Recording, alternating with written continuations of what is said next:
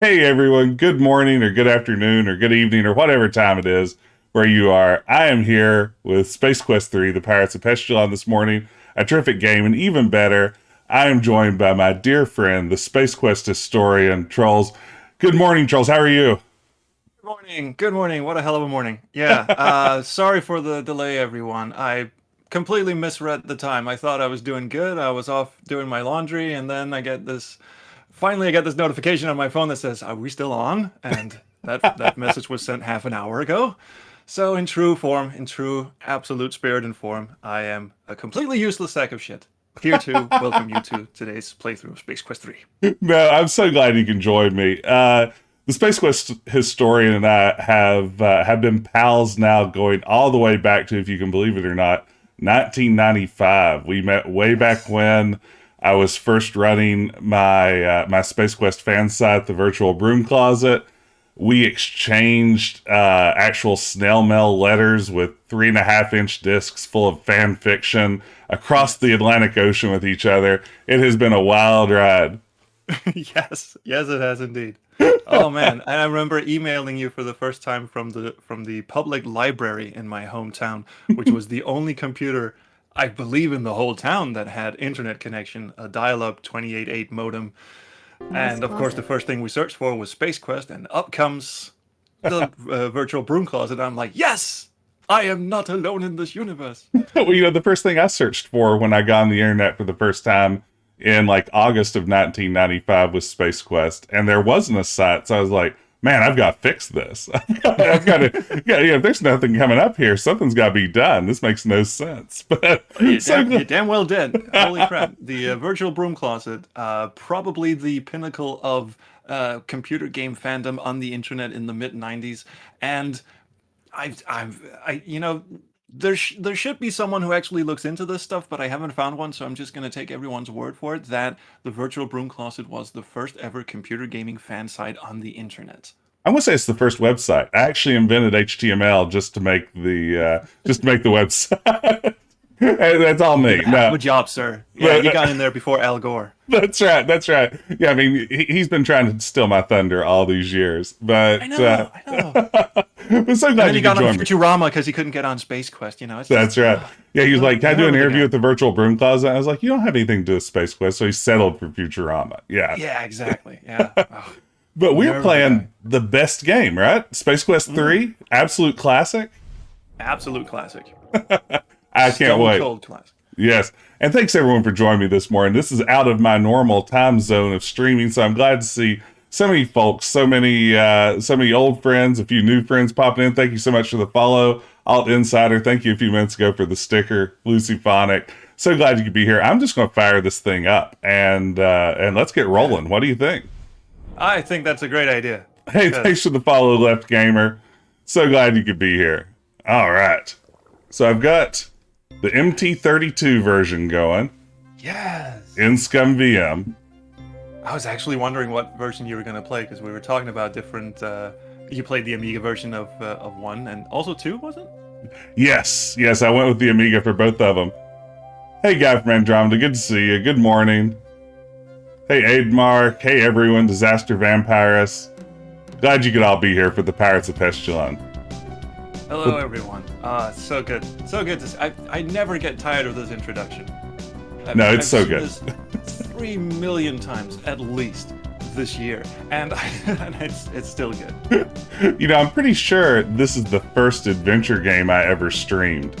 My first stream was the 2016 version of Doom, if I'm not mistaken, for some reason. And then followed that up not long after with Space Quest 3. So I'm glad to return to it. It's been an indeterminate amount of time since Roger Wilco rocketed, etc., etc. We're in a pod, we're in a sleep chamber, right? We've been there undisturbed, but not for long. With a lot of ellipses. With a lot of ellipses.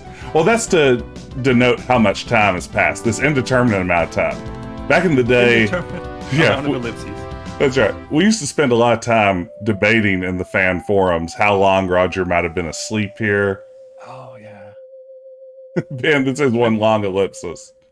it all comes back to that word indeterminate. Some people would assume that he's been out cold for like centuries. And my personal headcanon is that he's been out for maybe a couple of weeks. Yeah. Like it's not, and then because the whole business of when did StarCon happen in Space Quest 5, and my sort of go-to to that is, you know what, Space Quest 5 is like an alternate timeline kind of thing. In Space Quest 4 you see no sign of any of this. Almost said a bad word there. You can say all the bad words you want to. Don't worry. This is outside my normal hours, so I'll even say a bad word. Poop. There you go. I'm in there too, so now you're free to go. Thank you. Oh well. It's the weight off my shoulder. Yeah, but anyway, no StarCon, none of that alternate timeline shit. So 1 through 4 is like the core quadrilogy, and then 5 and 6 had some interesting spins on it, but yeah. So my headcanon is he's been out there for maybe a few weeks, maybe a month or so, and then he gets picked up by the garbage freighter. So we're not like in a distant future or anything. That works for me. Yeah, because otherwise I think the idea that people remember him, like Beatrice later on in Space Quest 5 gets a little bit wonky and everything. Yeah, well, she does say a few years back, doesn't she? Yeah. Oh. So it can't be like centuries into the future. Oh, we're going to get it. Oh, yeah. Bated breath. Where am I? Yes. Ah, there it is. There The it voice synth. I had no idea that existed until like maybe 5 or 6 years ago. And it's wonderful. It's so weird. I remember seeing the Amiga version of this game and going, oh man, the Amiga guys got digital voices and digital sound effects and all that. And then a few years ago, it sort of dawned on me that it's actually in the PC version. I think it was when we figured out it could run in ScumVM and it had digital sound effects in it. There was a fan patch as well that re-enabled Sound Blaster, and there's a whole mess about drivers and stuff that maybe didn't work, but only worked in certain configurations of Sound Blaster. Oh god, I shouldn't bore you with that. No, this is a good question. You might know this. Disaster Vampires asks, do we know who did the voice sample for Roger Wilco? That's actually a good question. So far, it's uncredited, but as far as we can sort of tell, it's Mark Siebert. We're pretty sure it's Mark Siebert. That checks out. Sounds a lot like him, and also he was music director, and he did all the music editing and sound effects for the game, so it would make sense that it's him. So he hasn't, however, confirmed it himself.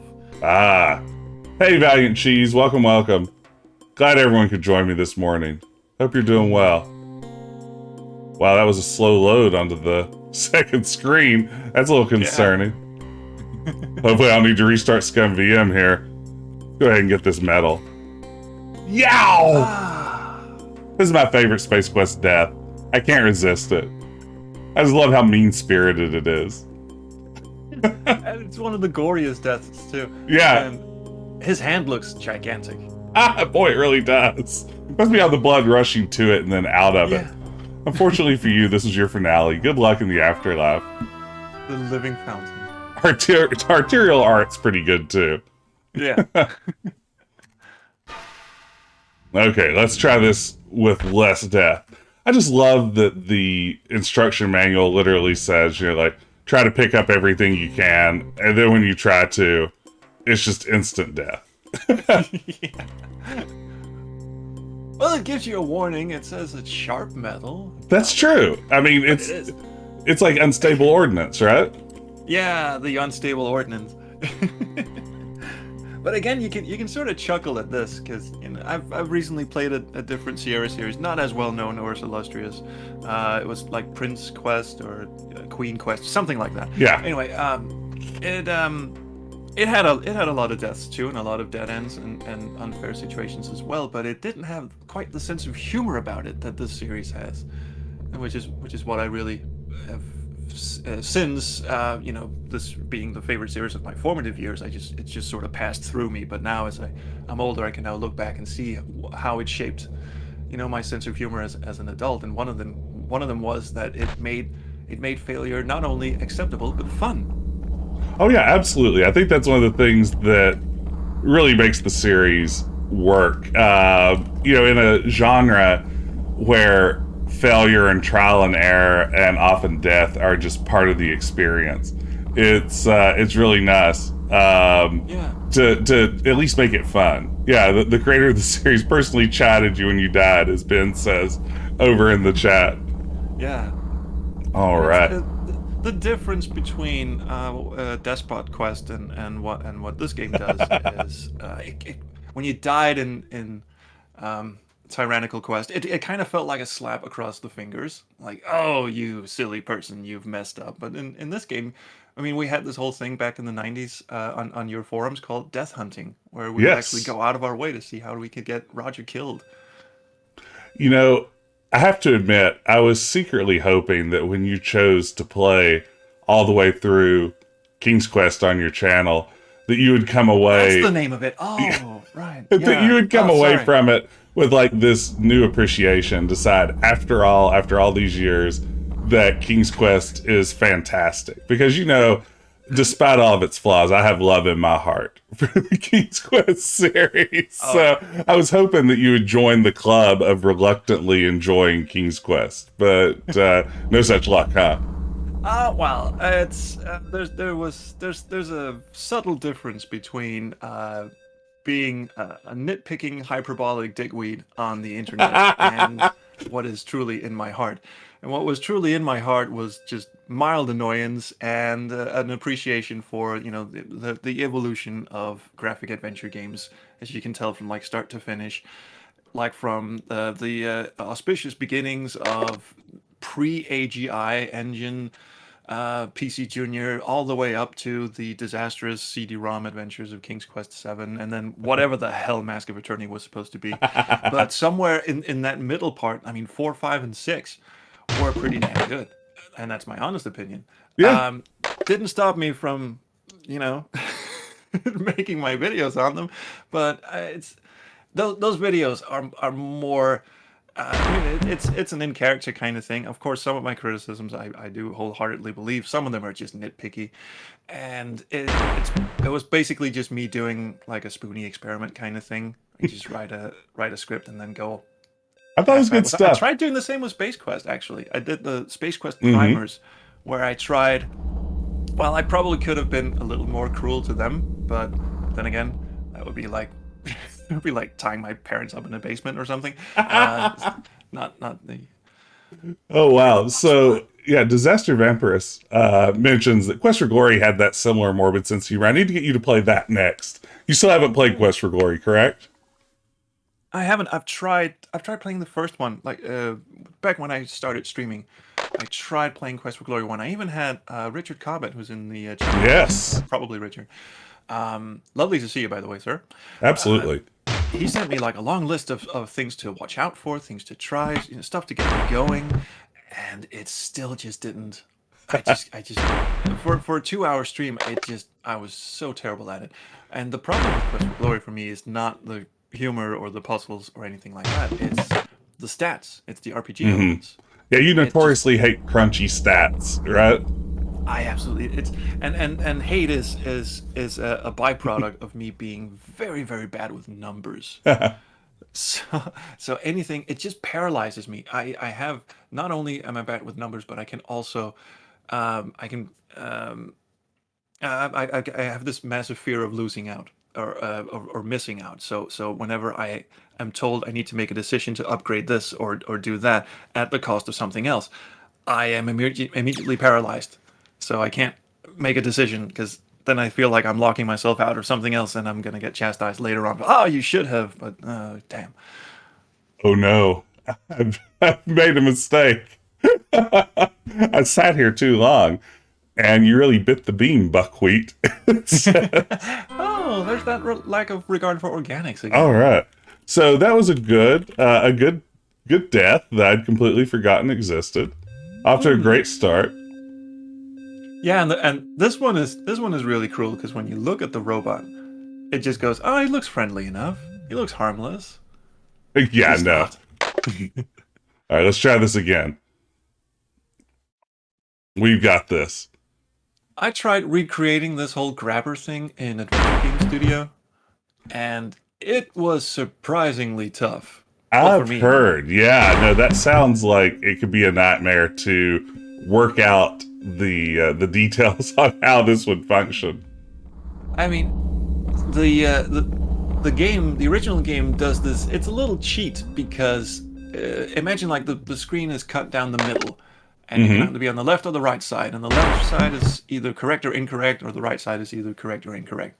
But with stupidly, what I tried to do when I read it this thing was because we had scrolling screens instead of like see here when you Mm-hmm. go left, it just sort of loads a new screen. And we had scrolling screens for that. So I thought, you know what? We have X and Y coordinates for both the bottom and the top part of this garbage freighter, and they match up. So we'll just have the grabber drop everywhere. Pro tip: don't do that. If you're remaking Space Quest 3, don't do that. At any given time, there are at least like 30 different teams remaking Space Quest 3, so that's useful Yeah, I know. advice, right? There has been for like 25 years now. So. Yeah. And the remake that I was involved in doing, sadly, I just don't have the time to. I really would. Nina Schonefeld, who did the graphics for that, basically just drew graphics for the hell of it, and then I threw them into AGS also for the hell of it. And it was never really meant to be like a full-fledged like remake project. We didn't sit down and go, we are going to remake Space Quest 3. No, she just posted lovely graphics, and I just threw them in AGS for the hell of it. And then it sort of turned into, well, we could just remake the whole thing. And Nina wrote like a design document where she added to some of the. Yeah, I see. We're just gonna read this one out loud because this is I'm good. sorry. You grab the ladder and jam it in your pocket. Ouch. I love it. Sorry. Yes. I mean, I can see you like waiting for that one. 'Cause, yeah. Bated breath. It's good. It's a little different from the Space Quest 6 one where he goes, bet you can't fit that thing in your pants. Oh, guess I was wrong. It does fit. There must be plenty of spare room in there. All right. Are we going to get rat napped? What's the working on this? What determines whether the rats mug you here? Is it 100% of the time? 100% of the time. If you Okay. have the generator in your possession for the first time. Gotcha. It will mug you. If you have the wire, it'll also steal your wire.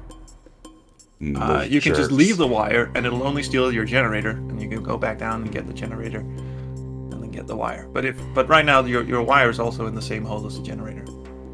I was so blown away as a kid with the shadow effects on this screen. That It looks so good. that drove me crazy. It was wonderful. Oh, it looks so good. Oh wait, Oh, use ladder. maybe we should talk briefly about the stuff that got cut out of the garbage freighter. 'Cause Oh, we now yeah. know- There's now at least know- the garbage beast, right? Yeah, there's the junkyard dog that was in a couple of pre-release screenshots, and I believe it's even on the back of the original box. Can't remember. Yeah, maybe so. That sounds right. I know. Yeah, there was a way that we all saw this bad screen grab with some sort of green junkyard dog wandering around here. Yeah, yeah. It was in a pre-release screenshot that was in like the precursor to Interaction magazine back in the day, which was apparently supposed to patrol the hallways, and they sort of went, you know what? I think the garbage freighter is cruel enough as it is. Yeah, I love the garbage freighter. I think that this, as far as like standalone bits in Sierra games, like just segments within games, I think this works as a beautiful little mini game almost of its own. Like this would have been a great playable demo if they were doing Yes. those at the time. Absolutely. Yeah, Runa says it was on the box. Remembers being scared of running into it. Okay, so it was on the back of the box. Thank you, Rona. Yeah. And thank you everyone for joining us. It's a pleasure to be here this morning with everyone. Oh yeah. The giant Tinker toy here is always good. And the giant Lego represents Yes. our country. Does it have a Lego message? It's like remnants of an orbital space station have a toy for an oversized child. Checks out. Oh, have a look at the pod. Oh, wait. Okay, Pod? actually scoot down the windshield because that's always fun. Yeah, you can make it. Yeah, there you go. I can remember for sure that you got lucky this time. The pod over there has a message from the astronaut in 2001, Oh, really? which is Scott Murphy's favorite movie. Maybe look ship. It's a cute little thing. You've never seen anything like it, these parts, but where are these parts? Samurai Knight's exterior reads Bowman was here. I don't think I've ever picked up that message before. And there was a message that got cut out on the other side when there's a TIE fighter off in the distance. There was some graffiti on it that Ken Williams or whoever at Sierra actually had them take out, probably because it was a bit of harsh language for the time. On the TIE fighter, the phrase "the Empire sucks" was written, and they had to take that out. However, if you type the word, if you type any swear word into the parser 25 times, the 26th time the game will actually swear at you. Really? Yeah. Okay. Well, which one should we choose? I'll let you are you're the expert here. I did not know this. Tell me what we need to use here. Well, just type shit 25 All right, times. You're the boss. Okay, 1, 2, 3, 4, 5. Hey, what kind of 6. talk is that? Is the message you will get 25 times. But the 26th time. 13, 14, 15, 16, 17, 18, 19, 20. Every one of these, I'm probably losing a follower who are only here for my clean brand of humor. Okay, we should be getting close. Oh, that's very good. That has survived all versions of Space Quest 3 up until today. It's still being sold on GOG and Steam, and it's still in here. Scott Murphy originally wanted this to pop out randomly when you were typing bad words into the parser, so to sort of catch kids if their parents were looking over their shoulder, the parents would see the game chastise them for using bad language. He couldn't quite get that to work though, so it's now and now it's actually stuck. So if you swear for the entire duration of the game from now on, it will say that instead. Wow, that's great. That's so good. I had no idea about that. See, this is why we bring in an expert like the Space Quest historian. The expert, you pretty much started the Space Quest fandom. Oh, but you've far surpassed me at this point. There are people on my Discord, on the SQH Discord, who know so much more about the inner workings of these games than I do. Well, I say all the time that the stuff on my channel is pretty much stuff that my Discord sort of finds out about, and then I relay the information. And someone went, "That's what historians do, don't they?" Okay, yeah, sure, we'll go with that. Yes, that's right, Richard. I'll put on my serious Groucho glasses. Yeah, if anyone's been tuning into my Quest for Glory 2 streams, I have absolutely been wearing Groucho Marx glasses quite often during them. So that's the kind of streamer I am. This is like mostly prop comedy. Okay, can I remember the sequence of button presses here? Because usually I at least kill myself once. Did I just kill myself? You just did. Rises successfully, collides with the top of the freighter. A potpourri of flesh and metal fragments careening in all directions. Okay, maybe try the radar, huh? Yeah. Did you search the scene? Yeah, you searched the scene. Yep. Yeah. All right. Look, screen. Turn on the radar. Start the engines. Guy from Andromeda says the address to the virtual broom closet is still burned into my memory. Mine too.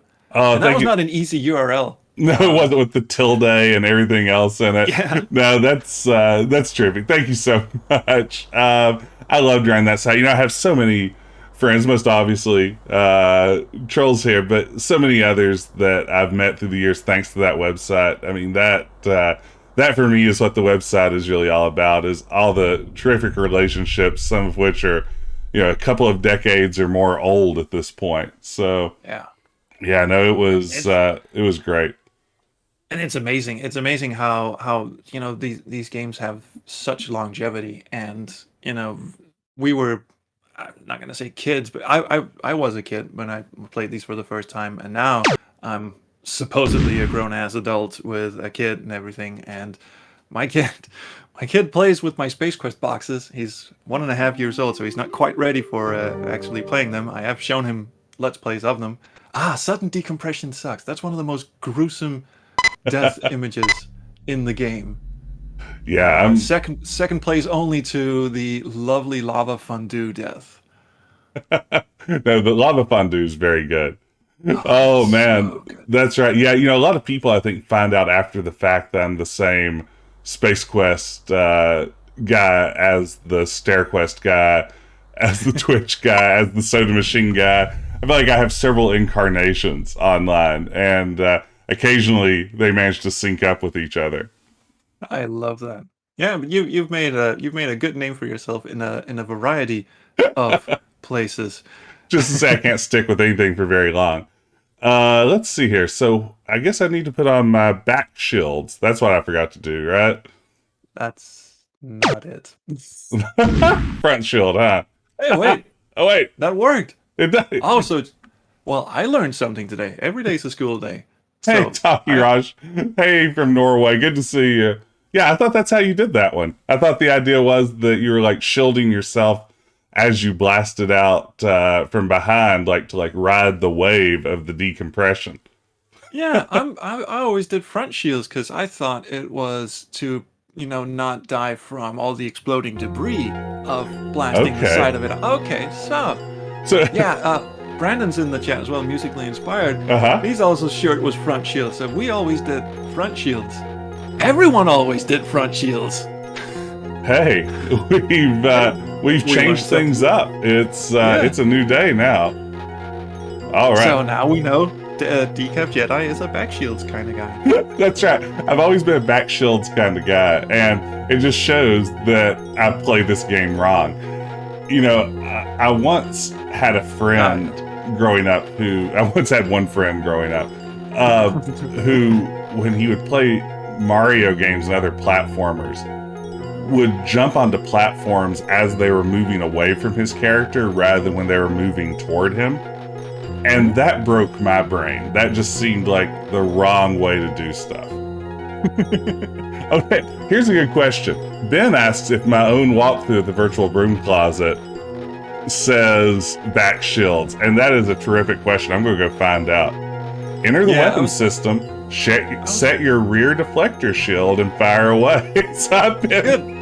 It's been there, and that's been there since like the mid-90s. Yeah. And I never picked up on that. So I've been doing it weird ever since. No, apparently everyone else has just been under the assumption that we can only do front shields. That's okay. That blows my mind. I mean, it's when I did the marathon stream. Sorry, I can't talk. Of these games a couple of weeks ago, we were talking about how at this point we're not even really paying attention to the text. We're not even like we're just going through the motions, really, because it's all like almost down to muscle memory. So Oh yeah. every once in a while we'll stumble upon something that's just we never knew was in there or we never noticed before. Ooh man, Arnold the Terminator. I could never read that text when I was a kid. The whole mirrored thing just absolutely fries my brain.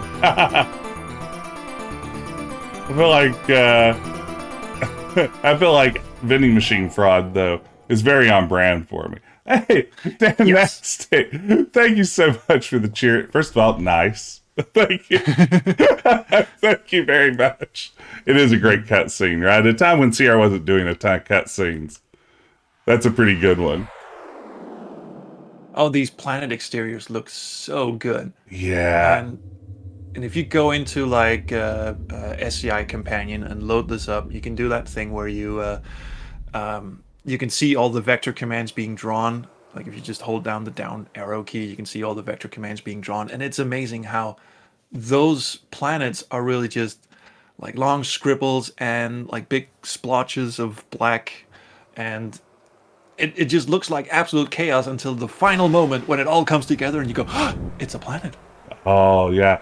I loved the vector drawings on my original like booter versions of, I guess, at least King's Quest 1 and 2. It had the draw-in enabled by default on the Tandy version, And that was so charming. It really did give it like a storybook feeling to me. I love that. Yeah, no, and it really makes you appreciate the art in a way that that you might not otherwise once you really see it. Yeah, and I loved that as a kid on the Commodore 64. It used to do that a lot as well. Oh, cry! Man, that was fast. That was fast. All right, let's try that again. You got Scorpizoided. I got Scorpizoided hardcore.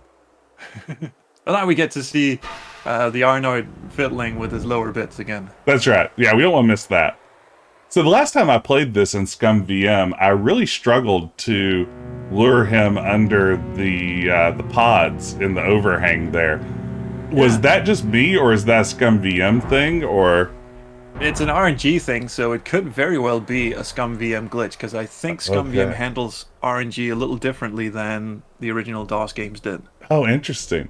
Yeah, I wasn't sure if I just messed it up, or... No, when I was a kid, I thought he was legit chasing you around the screens, like he was actually following you. It turns out he's not. Oh, he isn't? No, he isn't. He's RNG, which means every time you enter the screen, it does a dice roll to see if Arnold should show up or not. Oh. And that's how you bait him to go under the pods. Oh, the freaking Scorpizoid again. Oh, you got really unlucky with the Scorpizoids there. Yes, that's a sign. That is a sign indeed.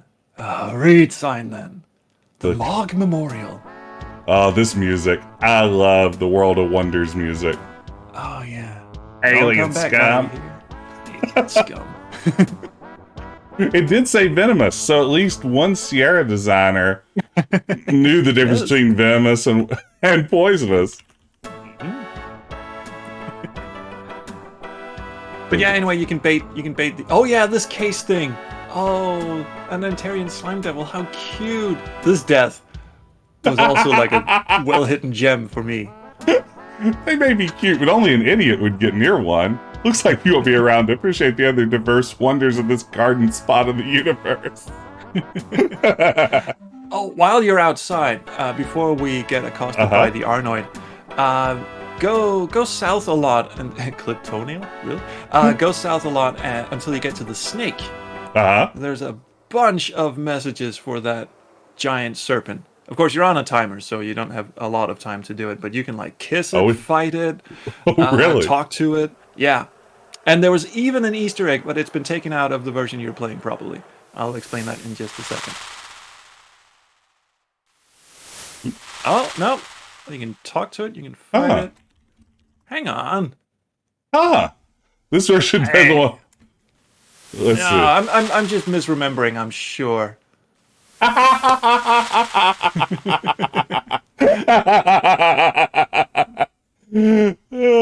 no. That's a pretty good joke.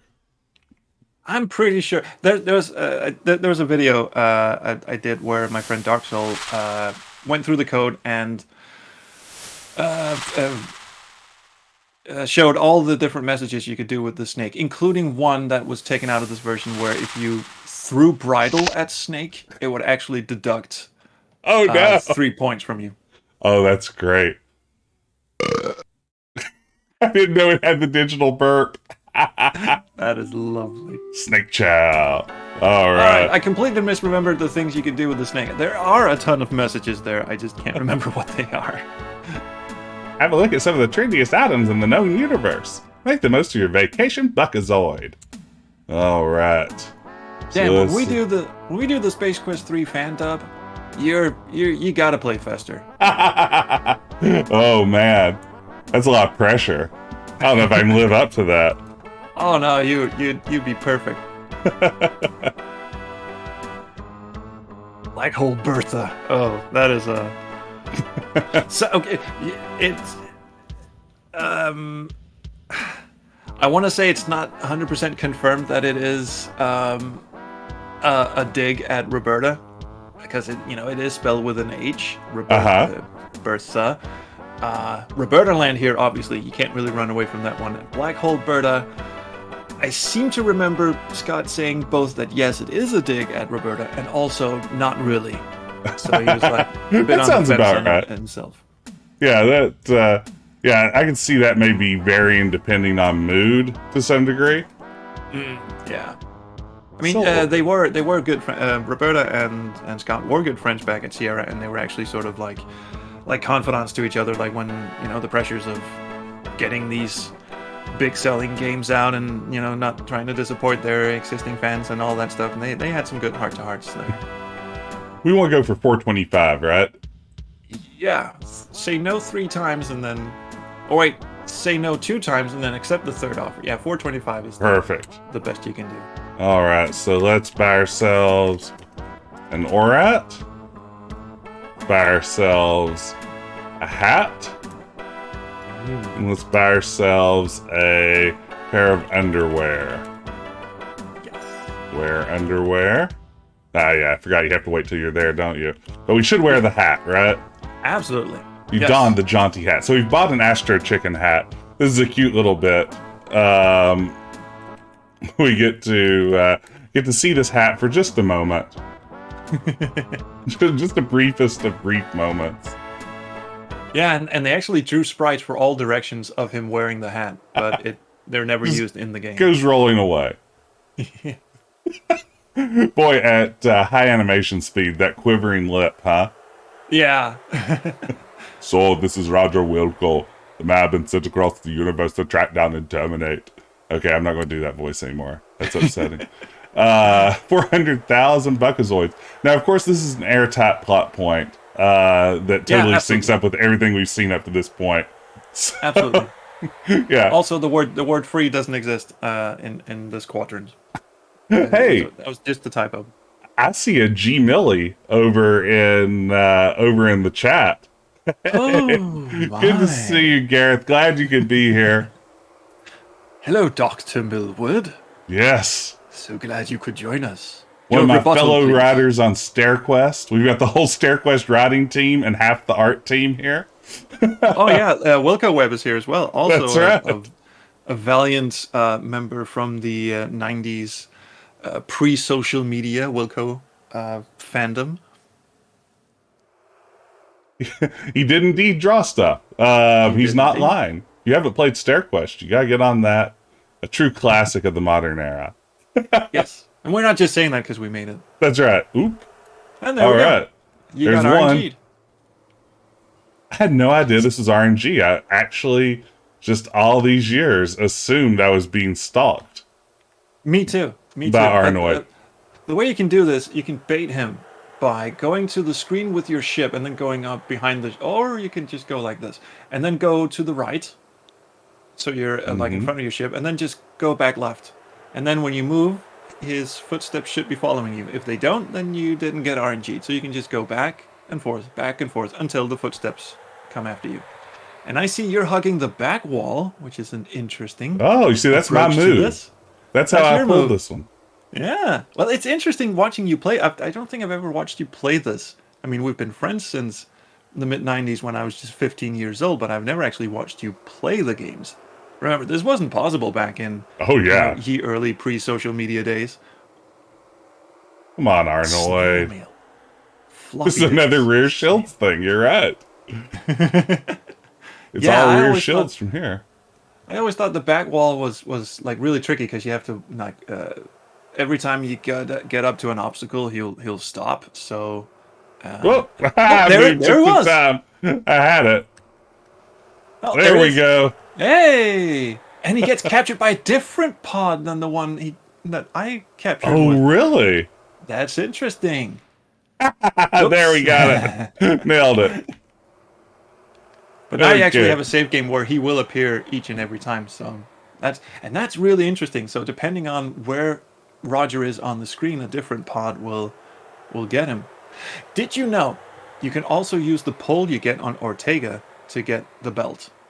No, I didn't. Oh, And that's fascinating. there's a fascinating little like minor glitch, I suppose, where if you use the pole to get it instead of the ORAD on a stick, regardless of where you are on the screen, Roger will pathfind his own way over to where he's supposed to be and then kneel down and get the belt with the stick. And it looks really, really weird because pathfinding wasn't really didn't really look very good back in the SCI Zero days. So he'll like moonwalk all over the place and bump up against obstacles, but he will walk over there on his own. Whereas if you use the Aura on the stick, it'll go, no, you need to get closer. No, you're not close enough. Da, da, da. Interesting. So when you did this puzzle originally, like the first time you played Space Quest, do you remember what solution you used? Did you kill him in the giant statue of Mog, or giant statue always? Yeah. Because again, I thought I was being stalked, and my nerves are shot. I don't do survival horror, man. So it was doing the pod thing. I remember being so proud of myself when I did it the first time. But the first time I did it was because someone told me, or I read a walkthrough. Maybe it was even you actually who told me that, hey, you can kill him in the pods as well. I was like, I gotta try this, but there was a lot. I had a whole save game directory just full of me inching my way across the sand. Yeah, I think the pods were the first version I did, and it wasn't until later that I found out about. I don't even think I ever went up into the statue, which seems really strange. Like, I guess I was just completely not curious about what might be up there. All right, we're at Monolith Burger. Dialogue is worth it. You know, I had seen 2001 as a kid, and it didn't occur to me until years later that Monolith Burger was a reference to that indirectly. I think I just thought about it being like monolithic, the way that, say, McDonald's would be. Yeah. Yeah, I didn't, when I was a kid, I didn't know what monolith meant. So I just assumed it was a riff on, because McDonald's and monolith both start with an M, so that was funny to me. Yeah, that's all. That was the only level of humor I needed. Yeah. Oh, did you know you can get bumped by the queue? Or the line, yeah, sorry? I thought I could. I tried to kind of get over there and get bumped, and didn't seem to... You have to go to the other screen and then go all the way up to the register, and then go out of the close-up of the register. Uh-oh. And then go to the right.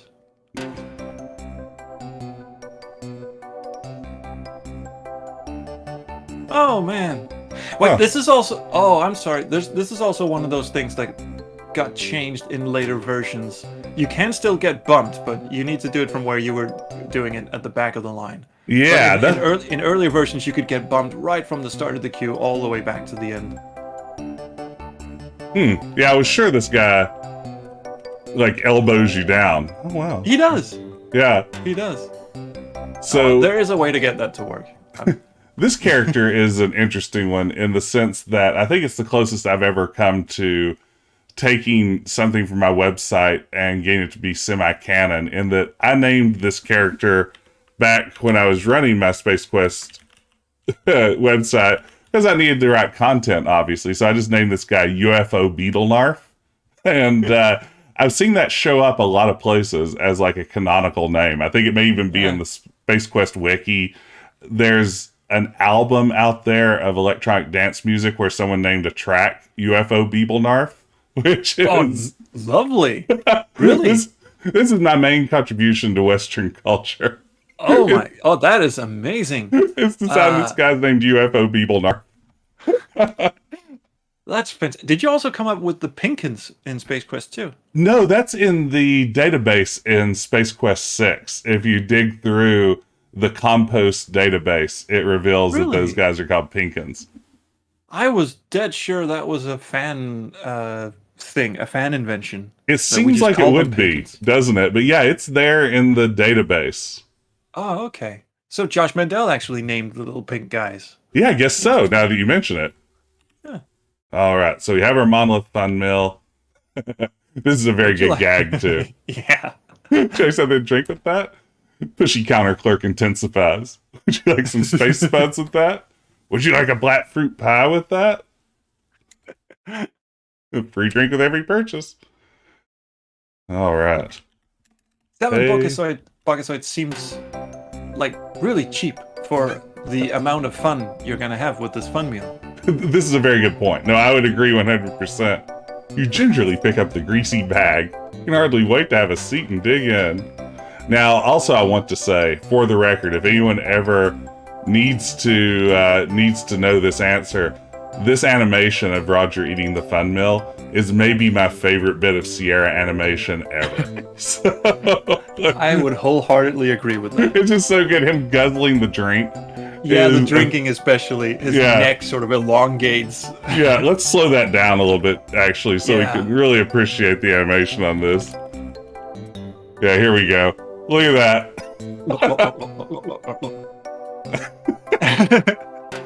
Mark Crow had fun with this. Oh, yeah, he did. Oh, that is so good. Roger was so stretchy. Hey, Slat Studio. Yes, that's right. As far as we know, the Space Quest universe has never had hyperinflation. What's this? My burger. This is my Fun Meal prize. Hey, it's a swell decoder ring.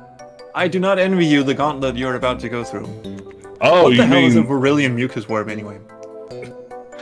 Are we talking Astro Chicken? Because I am an Astro Chicken pro.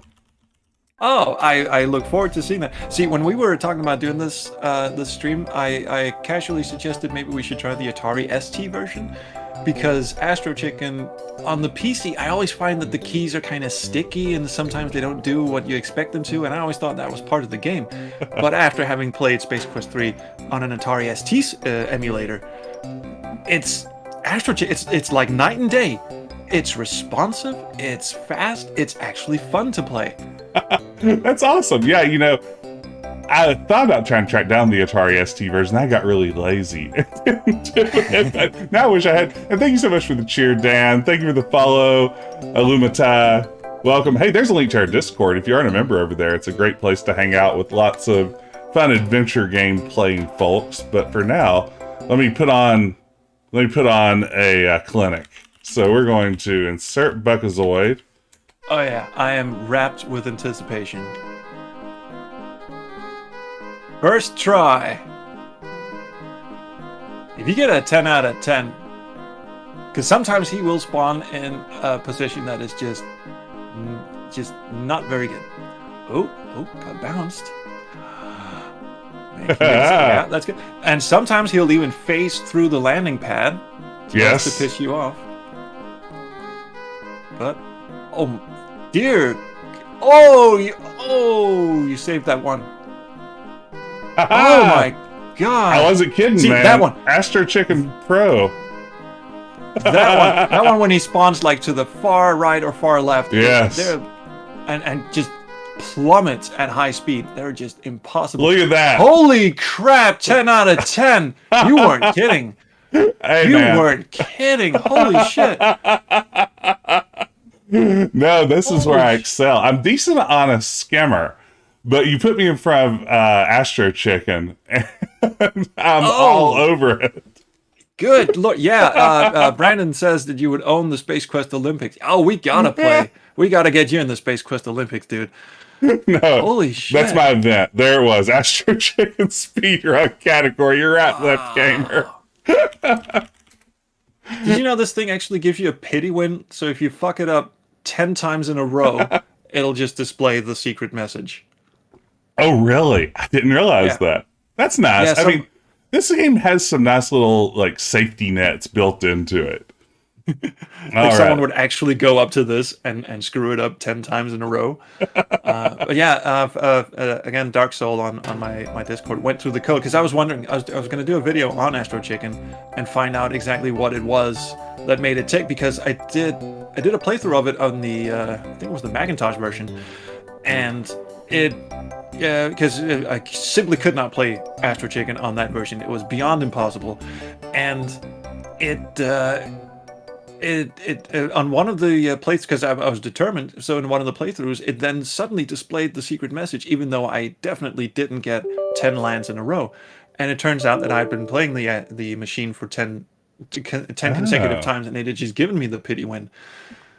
Okay, Valiant Cheese asks, for the less familiar, what did that message actually say?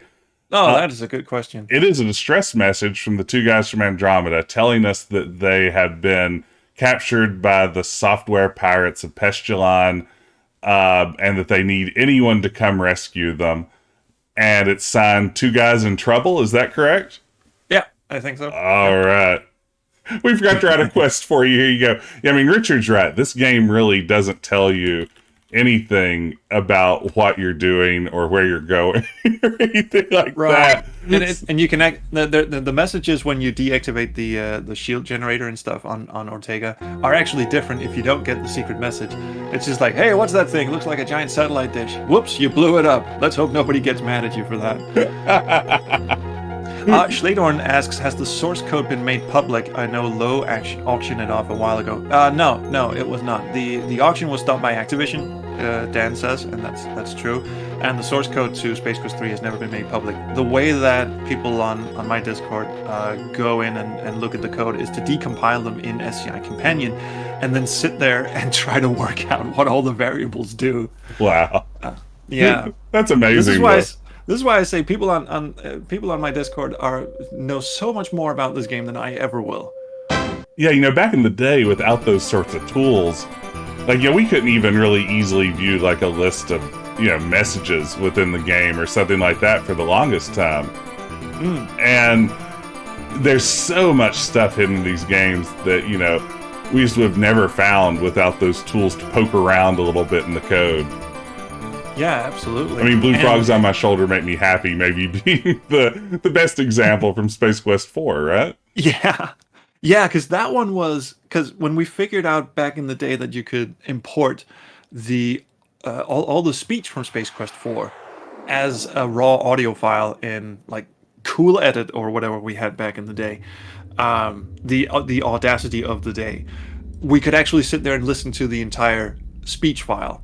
And we discovered tons of hidden content in the resource files that way. But the Blue Frogs thing always eluded us. Like, where does that trigger? Where's that from? And it wasn't until like a couple of years ago that Sam Sam Lawson, also a venerable veteran of the Space Quest fandom. Waffler Sam back in the day, is that correct?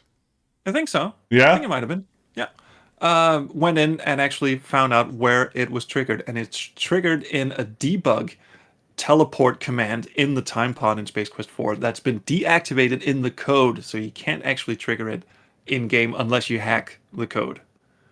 Oh, that's interesting. Yeah, if you're curious what we're talking about, actually I have as one of my stickers, if you hover over the window and choose the narrator sticker with Gary Owens, you can hear him singing a song that says "Blue Frogs on My Shoulder Make Me Happy," that is hidden, yes, as a weird bit of content in Space Quest 4. Okay, let's see here. We're doing great here. Yeah. How great is this animation? Oh, this is perfect. Now, will it actually fall under you? I don't think I've ever actually had that happen. Hey, thanks, Clayman, for slapping the narrator sticker. There it was. I don't think it'll fall, but I'm not sure. But it's a little hard to... It does something to your controls, right? So yeah, things aren't right. I know as a kid, it really freaked me out. Like, I had no clue what was going on. This music track doesn't play if you have an ad-lib. I never knew there was music here until owning an MT-32. Oh, interesting. Yeah, that's right. There's this sort of... It's like atmospheric. It's actually really nice. Yeah. I don't think I noticed this one right away. Okay. I always just thought it was like sound effects in the background, but now I actually noticed that there's like a little tune playing in the background. Damn, I should have put this on the Space Quest 3 record album that we put out. It's all yours. All right. Look, Fox. Get detonator. Detonators. Nice. Put your fingers off with this thing. All right. Detonator. There we go. Oh, the telescope. You didn't look through the telescope. Oh, it's true. Yeah, we need to know what we're doing here, huh? Oh yeah, absolutely. And this is the message that's different if you and just being parsers being a little pedantic here. There we go. That's a good looking shot, isn't it? It is. That moon must be Pestulon. Something we recently found out about after randomly playing a video game in a fast food restaurant. Yes. It's been no other reason that we were bored. It's been our quest nigh on 8 minutes now. Yes. But we are damn determined. Also, we have nothing else to do, really. Last night when we were playing Space Quest 2 on stream, which I love Space Quest 2 more every time I play it. Scott's writing is so good in there. Yeah. But we kind of started talking about the fact that you really don't know a lot about Roger until Space Quest 4 at the earliest. Like in Space Quest 1 and 2, he really isn't given a personality beyond bad janitor. Mm. Then, 3 doesn't add a whole lot to that. I mean, I guess you get that he's cowardly when Arnoid comes after him and a few other little tidbits like that. And I guess he's throwing himself headlong into an adventure that he doesn't have to here, which suggests he has some sort of heroic nature to him. But beyond that, you really don't know much about Roger until he starts speaking properly. Yeah, and it's weird having pretty much just the fourth game to base base your understanding of his character around. It's only after talking to Scott that I sort of got a real feel for what he was supposed to be like in 1, 2, and 3. Which was that, yeah, he's lazy and he's not a very good janitor, but he's also not the bumbling, clumsy idiot that he was in Space Quest 5. He's what Scott constantly says is that he's a path of least resistance kind of guy. So he's just Yeah. the dude who just wants to go have a nap and let everything else be somebody else's problem. And he only does shit because either he's the only one who can do it, like he's the only one who knows that something is amiss, or he's the only one like in the vicinity of where bad stuff is happening. Which is also why I feel like 5 and 6 are kind of alternate universe games in the series because Hmm. they kind of have a different take on that. In 5, he is a bumbling idiot, and in 6, in 6 he's really mean. Like he's really got a mean streak to him. Well, he steals Circuit Sydney's body parts for a little while and some other Yeah, not so he's like nice stuff. he's downright threatening to like jerkwad. He's like Yes. he really grows a pair in 6. Uh, Hey, Liquid Drill. Yeah, that pink background's great, isn't it? And thank you so much, yeah. Dan, for slapping the boom sticker, for dropping the Uh, boom. Sir Highbury asks, was he ever actually a bad janitor? He was lazy, but I don't recall him being bad at his work. And that's actually in the opening crawl to Space Quest 1. It says you're a janitor. That's right, a janitor, and not a very good one. But I don't. It's not like clear if he's just bad at his job, or if it's because he just likes sleeping on the job and doesn't do his job. I think it's the latter, because he strikes me as a a tenacious, inventive, pretty bright sort of fellow who just doesn't really feel like doing it. I love this message. Yes, and every time he gets an opportunity to do any janitoring, he seems to be pretty competent at it. You know? Yeah. The Romanian judge gives you a 9.5.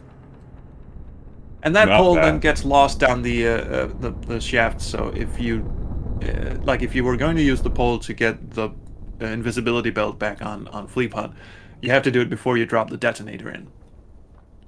Also, one of the other things that my crew, I was about to say my crew. No, Good lord. you can say your crew. I think that works.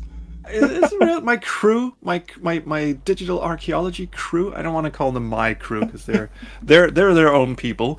But the crew over on the SKH Discord also figured out that when the detonator drops, when you drop the detonator, it's not a time limit. It counts the amount of screen changes you do, and Oh, if the amount of screen interesting. changes you do is above, I think it's 10 or something like that. It's like a really low number. Then the planet will blow up, but it will wait to blow up until you get to your ship. Hmm. So you can walk around endlessly and aimlessly for as long as you want, but if you've made more than, again, I'm not sure if it is 10, but if you've made more than whatever number screen changes, then by the time you get back to your ship, it will blow up. It's fascinating. I had no idea. This is interesting. I like that, learning some of this stuff that you can only get through poking around in the code because, again, the game does a good job of convincing you that, say Arnoid's stalking you or that you're on a very tight timer when you're running away from that. It's remarkable how you can create the illusion of those sorts of things in a game without actually doing them. Oh yeah. Have Yeah. you ever have you ever tried like baiting or getting the secret police in Space Quest 4 to follow you around? It's really fun. If you do that on Estros, like if you wait long enough on Estros, they pop up in a time pod of their own and they start chasing you around. It's really fun to try and break the code there because, again, they don't actually chase you around. You go left, I always go right. It doesn't matter, you can go any direction, but I always go right. Hey, Disaster Vampires mentions that was only 4 or 5 years ago that the Eulance Flats joke made sense. And I find that is something that comes up a lot among Sierra fans, that including Yeah, mine myself. too. It was only relatively recently, the last 10 years, I think, that I got that it was flatulence, Eulance Flats, Yeah, fart joke. me too. That took forever to land for me as well. It's a good joke. I hate that apparently it was lost on about 85% of players. Oh man, for funsies, I played this on my Tandy 1000 also. That is the best way to experience Space Quest 3. I played it on a Tandy 1000 EX just back in the day. And see, we didn't have a lot of Tandies here. So I played this on my dad's 386 with AdLib or Sound Blaster music. The digital sound effects didn't work on the configuration that we had. And apparently the whole thing about the Sound Blaster driver not working in original versions of Space Quest 3, I was actually slightly misinformed on some of that. Ooh, you've run out of save game slots. Uh-oh. That's how you know this is getting serious. Yeah. Apparently, early versions of the game shipped with a Sound Blaster driver that did work, but only on certain configurations of Sound Blaster cards. That's a nice digital sound effect as Yeah, well. I've never heard this on the MT-32. I'm just enjoying the great sound of the drum here. Oh, that is so good. And Charles, I know you have a hard commitment coming up. Are we running up on the time when you have to head out? Yeah, I should probably make tracks in no later than 10 minutes. Okay, gotcha. So just let me know. So glad you could be here with me again this morning. But such a pick-me-up. Absolutely fantastic. all right. Yeah, I have to go get the little SQH air The to the future Empire. Space Quest historian. Hey, look at this nice closet. Nice closet. Nice closet hey. indeed. If you so the debug mode for Space Quest 6 sorry, Space Quest 6, good morning, -3 Space Quest 3, the debug mode for Space Quest 3 is enabled by typing in pump shark, which is a weird sentence and I don't know where that's from. Yeah, pump shark. I had no idea. But there's so if you're in these corridors, there's actually a command that'll bypass all of the Mr. Zapper thing in the office, all of that, and just give you everything you need to go in through the face scanner and into the two guys. So you bypass the whole office bit. That's great. I always love when you can tell from debugging codes, like what sections of the game that the playtesters and developers really hated. You know, it's like clearly someone hated walking around and doing all the all the trash zapping. So it's like, yeah, we're gonna get rid of that. Yeah, and you write use zapper. I always wrote use vaporizer. And well, then clearly zapper didn't work, so it was like vaporizer may be it. But you can just type zap. Oh, really? That was only. Oh, that's amazing. I only found that out recently as well. Ooh, you missed, and I think you get 3 misses, and then. Oh, really? I didn't know that you were limited. Oh, you are very limited. They will flip their shit if you miss too much. Let's see. Where do I actually need to go here? Not there. And also, if you miss one, I think you're allowed to. No, you're not allowed to pass any. If you pass one, and the distance from where you pass a garbage can is a little different each time. But if you pass a full one, they're also onto you. And then you get jelloed by this weird flying mechanical thing. Actually looks pretty cool for the time. Oops. Oh, that was. Let's get that one back. I'm running low here. I've been playing sloppy. Well, that's the impossible one, apparently. Yeah, some of these are really hard. Okay. Playman says learning the word vaporizer at age 6. Oh, there you go. You missed one. Oh, I did, didn't I? I walked right past it. I didn't see it You must there. have missed one. Okay. And that thing that Jello time. comes Oh, I in, should have stayed for the Jello. Oh, man. I the thing that restored comes too in actually quickly. sort of zooms in and out. Like there's like sprite scaling to it. It looks almost like it's vector, like a vector thing, So one which it of is. my... Oh, go Sorry. ahead. Go ahead. Because I just stumbled over my terminology there. So the backgrounds in the game are vector drawn. The actual sprites are bitmaps. So the thing that comes in and zaps you wouldn't be a vector graphic. It would be sprite. So Macro actually animated it coming in slightly bigger than when it zaps you. I remember back in the day, doing sprite scaling was really tough.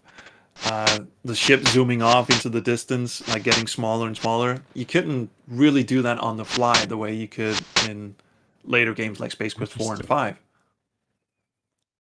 So something I found really interesting when Ken Williams recently released his book of reminiscences about his time at Sierra, and in this entire book, he only mentions Space Quest twice, and both times it is to complain about this scene of of people walking around whipping programmers at Scumsoft, which to me I think suggests this must have really gotten under his skin, which I kind of love. The idea that this joke that presumably comes from the mind of Scott Murphy really just stuck in Ken Williams's craw. I mean, he had this policy, which is also in his book. He had the policy that if you were making games for him, you could make as much fun as you wanted of him. He was fine with that. But we now know that that's like a slightly modified policy. If you have an Easter egg in the first game where he comes in and complains that the game is late and it should be shipping yesterday, he will take that out. And he I think Ken has mellowed quite a lot. I mean, I've Yes. I've talked a bit with him recently because of the whole because his right hand man on his game project is apparently has a thing for me, so he keeps sending me like classified information about the game, which is very very kind of him. So I actually have talked to Ken a bit, and he's mellowed quite a lot since the Sierra days. Okay. Mission accomplished. Mission accomplished. Now, if you were Brandon Bloom, you would have crippling OCD and be forced to go through the entire maze getting all of the waste baskets, even though there is no reward for that whatsoever. Not Oh even no! points. As a kid, I definitely would have done that, just to be sure. This There is we a go. cool. This is a cool puzzle. I was just about to say this is a cool puzzle that wouldn't work in an icon-driven interface, but of course it would. But the icon-driven interface would just assume that you would want to hold up the picture. I like puzzles where, like parser puzzles, Oops. where it's very clear that you have to type in, like you have to use your imagination, like take deep breath before you dive in Space Quest 2. Yeah. No, I like that too. Okay. So it's not just use picture, and then use could be just anything. Here we go. It's the two guys from Andromeda trapped in Jello. Shall we zap them Yeah, free? let's zap them free. Where you And I can. stand, it couldn't be done. Oh, that is a nice. Instead of "you're not close enough," which is just, oh man, I never liked that phrase, but playing King's Quest 4, it is just burned into my memory. Oh yeah. King's Quest was really something else. How am I at 737 points right now? Did I bug the Um, score somewhere along the way? I think you may have found a little glitch of a glitchy glitch I'm pretty sure there's somewhere. more than 1 point left out there. Oh no, Okay, Lost that's Wolf said this is great. Oh, they take points away. Okay. when Huh. you get full points for doing Astro Chicken on the first run, and you got full points for that. There's got to be more than 1 point left. Yeah. I th- You don't lose you some lose when some points Elmo when comes, Elmo they're comes? saying. Do you? Do you Oh, really? I didn't realize that. No, me neither. I love the two guys here. Just walking around. Look, Scott. Apparently we can't do anything with the guys from Andromeda. Good job on The the score, parser's yeah. actually The parts is actually pretty limited in this game, all things Hmm. considered. Um, Oh, I really love this. we're still at 737. Nobody's going anywhere. Must have thought you were pretty clever disguising yourself as a janitor. That's a good Well, gag. you kind of left my disguise sort of lying around. It's not like we came in with a plan or anything. That's true. At some level, that's on you. Yeah, I mean, yeah, Roger has no plan in any of this. This whole game is just like, huh, let's see what happens next, which I love. Yeah.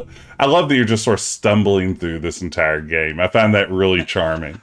Wow, it ducks a lot of points. Oh, wow, it really does. Oh, so that you know, and I'll bet that's an intentional gag on their part. Like they go, "Oh, you've almost finished the game. There's only 1 point left," and then boom, it just. Yeah, Holy crap! that's very good. That's a very good troll. Okay, we're not going to need Yeah. the M button to block because, as far as I'm concerned, there's no blocking in this game.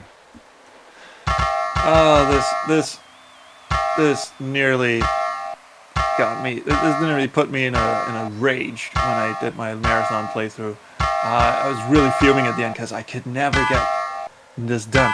And there's actually a cheat. Apparently, if you go in a certain corner, Elmo can't reach you, and he'll just stand there and swing at you, and his power will deplete. But I can never find that sweet spot. Mm. There's a speedrunner named Ganny Dariels in my chat who keeps saying, "Look, it's right there. Just go right there." And it's just, dude, it doesn't work. Mm. What the hell? I What just hit happened? N instead of M. So it sounds like Interesting. ego. Oh, that enable Look, some sort of weird debug here. oh yeah, you did. You Scott, displaying yeah, Mark, like ego displaying power. all the available sprites on screen. I'm really sorry, dude. I have to run. Hey, let me pause for a second here and just thank you so much for joining me this morning. I'm glad you could take some time out. We've been wanting to stream together Oh for yeah. ages, and finally, with the time zones, we're able to make it work. Thank you so much for joining us today. Yeah. And Again, I'm really sorry that I came in half an hour late. If we'd started at the time we agreed on, then we would have gotten through the entire game. yeah, So I'm really sorry I can't stay until the end. But the little kid is expecting to be picked up in 4 minutes. they So I get have really to. picky about that. Tell everybody where they can follow you and stuff like that, and then we'll see you soon.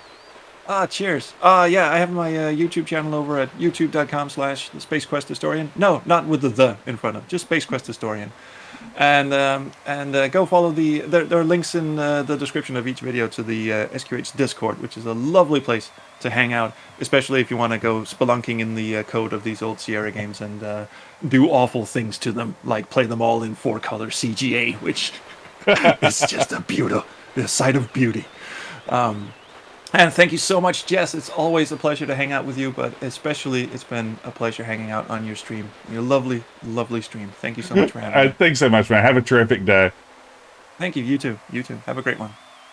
Bye. All right. Well, that was awesome. I'm so glad Trolls could join us this morning. We had fun. It's yeah. There was a time when I would have maybe unironically called myself the world's biggest Space Quest fan, and there's no question that with his knowledge and time dedicated to it, and all the videos he's created, the Space Quest pack, everything else, there's no question. Trolls has far surpassed me, and it's terrific. He's the best. So glad he could join us. Like I said, we've been friends online for over 25 years now. As crazy as that sounds, and what a pleasure to finally get to stream with him. Too bad he couldn't be here to help me cheat my way through this. Let's see here.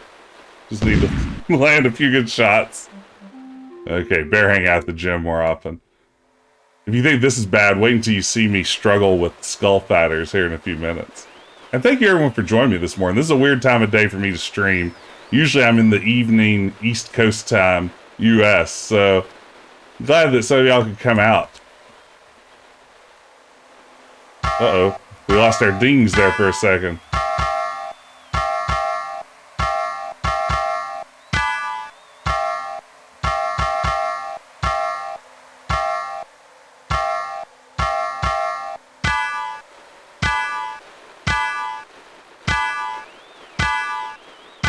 Quit blocking, that's no fair.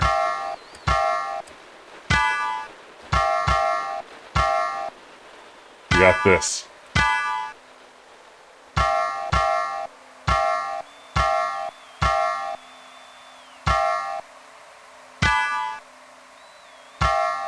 There we go. Much better. This would be that irritating hits didn't increase health. Yeah, that's an interesting that's an interesting mechanic. Get them, you fools! Okay. Do we zoom off? Did the game crash? Oh, there we go. I was like, uh-oh. Your fists have +1 induction. Yeah, that checks out. Well, Roger, you done good. You managed to rescue the 2 guys and escape from Pestulon alive. Looks like this will be a milk run from here on out. Everything about that message is fantastic, isn't it? From the you done good to this will be a milk run. Yeah, the 2 guys aren't wearing their seatbelts. They are noticeably just slopped over the side there. Hey, hypothetically, Greg, glad you've been enjoying. Glad you could join us. Started the VGA remake of 1 as a kid, skipped 2 and 3, and then played 4 to 6. I think I maybe went 1, 3, 4, 2, 5, 6, or something like that. It's hard to say. Okay, so last time I played this, I really struggled with these skull fighters. Okay, light speed non-functional. Why am I playing next? Good question. I'm going to come back tomorrow night as part of my week-long countdown to Space Quest 4. I'll be back tomorrow night at 10 p.m. with Space Quest 4. We're going to be playing that. I can't wait. It's my first time streaming it. So, yeah, this is the culmination of several Space Quest streams now. I'll be back there, and I play retro adventure games every Wednesday night for Retro Adventure Wednesday, usually around 10 p.m. on Wednesday nights Eastern Time. So, yeah, adventure games are sort of what I tend to do here on the channel. So if you like the retro adventures, I'd appreciate, follows, hanging out, just enjoy sharing these games with y'all. And thank you for that follow, hypothetically, Greg. All right. First time, hey, Avoozle. All hell, Avoozle. Glad you could be here, Dark Lord. Thank you. Glad you could make it. Welcome to the stream. All right. So let's go ahead and get ready to... Oh, wait, no course selected. Do we go weapons system? Is that what happens next?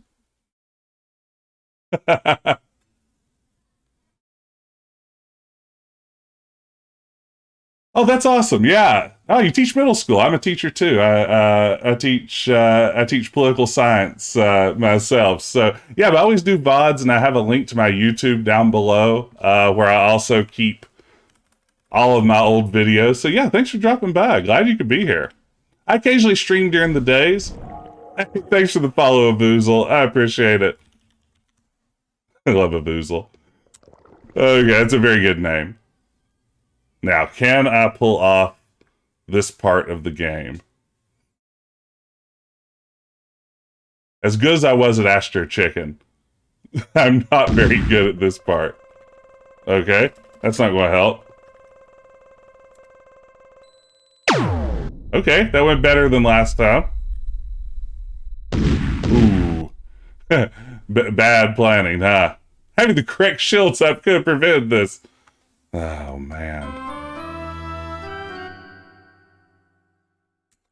Okay, let's try this again. Pew pew. Pew pew pew. We're nearly at the end, though. We're making a good run this morning. Restore at least once more. Okay, keep the shields in the front.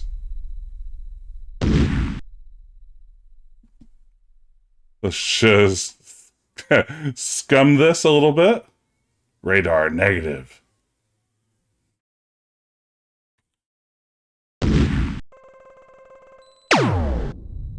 Okay. Radar in front. Crash. Save scum it a little bit more. In rear.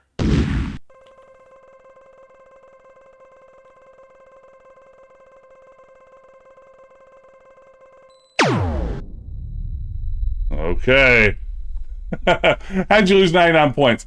When Elmo captured us, it yanked away the 99 points. It was all a joke. I think it was, 199 points. Yeah, it was all a trick. Yes, this is the, for funsies, this is the emulated MT-32 under Scum VM. And, I played it as a kid with Tandy 3 voice, and wow, the MT-32 sounds good. I don't know, of all the Sierra games I played, I think I like the MT-32 soundtrack in Space Quest 3 maybe the most, but by that same token, I also just love Space Quest 3 so much that I can't be objective about anything to do with the game.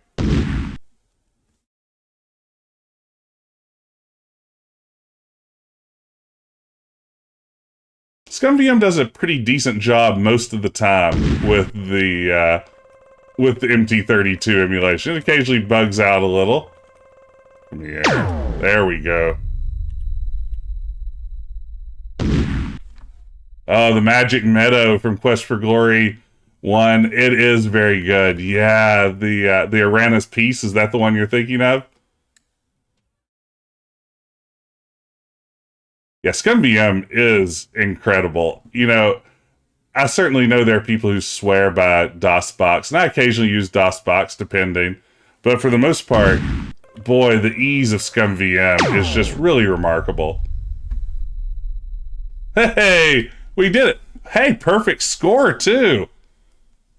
Let's get out of here, off, and then let's go back to the cockpit. Man, oh man, you really showed those bozos a thing or two. Now can we get something to eat? Sector 69, you know it, Ben. All right. You inform the two guys that light speed is no longer functional. They're not overly pleased with this piece of news.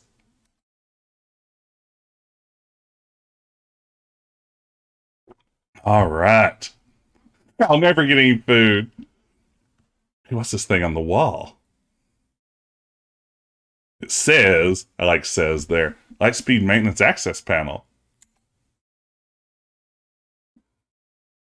Okay, we may have the solution here. Just a second. She's all fixed. Let's go grab a burger. I do really like that all the two guys care about is getting some food. Too late, you realize that you have no course locked in. The light engines kick in before you can override. You inform the two guys that Lightspeed is now functional, but it's out of control. They're not overly pleased with this bit of news either. Ah, we're going to die! Oh no! Why did I get up this morning? Bobby!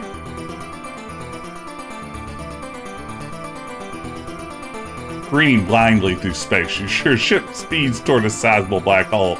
Once within the gravitation of the black hole, there's no escape. You plunge into destiny. Good writing here. I should have eaten themselves out of the jello. This is a great point, Sir Highberry.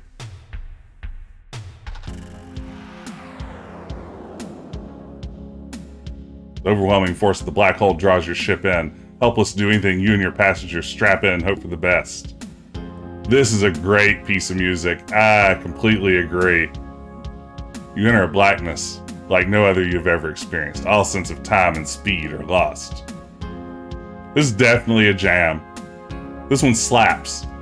The bright light becomes visible in the distance. It grows larger as your ship races toward it. Finally, you are hurled out of the blackness into a parallel universe. You feel the crash of the fourth wall shattering. Yeah, this looks really good.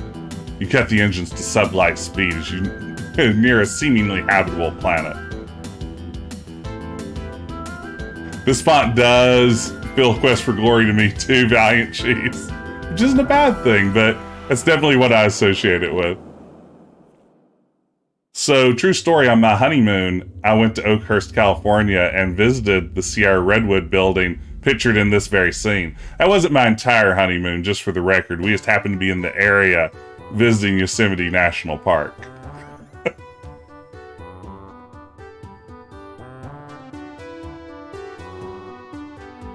I love Roger just sort of like photobombing in on this scene. That's why I'm divorced. Yeah, no, absolutely. Greetings, Earthlings. We're the two guys from Andromeda. I'm Roger Wilco, space age swashbuckler, and all around the night sky.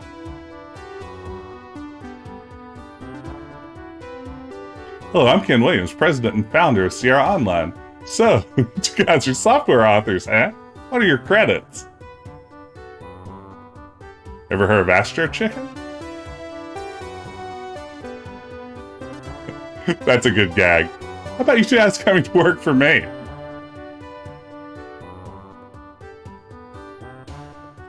How many Buckazoids does it pay? You need a janitor? No. Struts off to his ship with satisfaction knowing his mission, which he only found out halfway through the game about, has been accomplished. The two guys from Andromeda go on to create the Space Quest series of adventure games, reaping fame and fortune. They grow fat on their success and soon become burnt out and begin a drunken tailspin into obscurity. I forgot about that bit. That's very good. I'd like to someday make a drunken tailspin into obscurity. And so we bid our hero a fond farewell as his ship once again bursts into light speed. Course unknown. I love the idea of Roger just tooling around the galaxy in the aluminum mallard. Oh no. My light just turned itself off for some reason. That's not good. There we go. All right. I like the thank yous here. GG, just like that. All right. So we finished Space Quest 3. Again, this is easily one of my favorite games ever. Space Quest 3 and Space Quest 5 go back and forth in terms of which one is my favorite Space Quest of all time. But man, I love this one. It is just a pleasure. And I want to thank everyone. This is a terrific crowd. Thank you so much, everyone, for joining me this morning. I'm so glad you could all be here. Again, I'll be back tomorrow night with Space Quest 4 around 10 p.m. Eastern Time. Hope some of you can join me then. Special thanks if Trolls watches this later again. Thank you, Space Quest historian, for being part of the fun. And yeah, Summer, if you're getting ready to go live with some Leisure Suit Larry, go ahead and go live, and I'll definitely launch a raid over there. If you're going live right now, I'll make that happen. But yeah, thanks for joining me, everyone. Again, if you're new to the stream, consider dropping a follow in my direction. But for now, thanks for just watching along. It's always fun to share a game like this that I just love so much. Let's see. All right. So Summer's going live. Let's all head over there. Which Leisure Suit Larry game are you going to be playing? Well, I'll head over to Summer's channel. We'll check out some Leisure Suit Larry, but for now, that's going to be about it for me. So let me just click around on a few things. Yeah, so have a great day, everyone. I'm going to start the raid, and I'm going to hit my stream ending button, and we will see you again very soon. Take care, y'all.